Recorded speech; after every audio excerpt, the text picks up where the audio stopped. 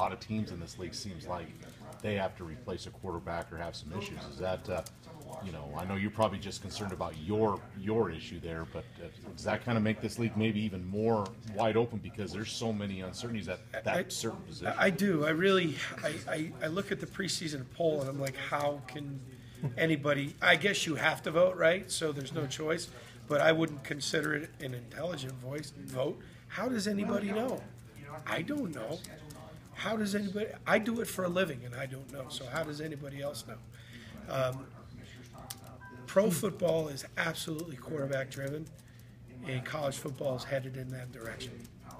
That especially in our league, where the vast majority of the league take the outliers on the top and the bottom, but the vast majority of the league, we look like each other.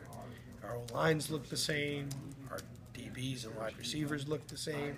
So then what's the wild card? The wild card is the quarterback. And we got to see, who's it going to be.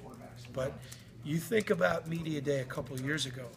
Carr, Thales, Hedrick, Fajardo.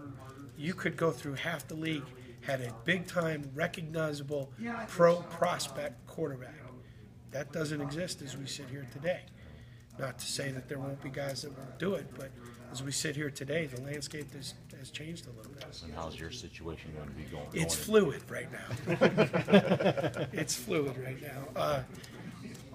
I know there were fans up at our place and there were some media people that were frustrated that I would not name a starting quarterback coming out of spring. How is 15 practices in the month of March a good body of work to make a decision from? It's just irresponsible.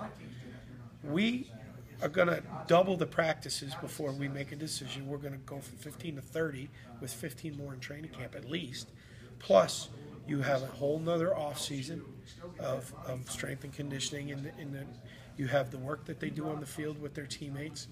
You have, frankly, the academic stuff matters to me.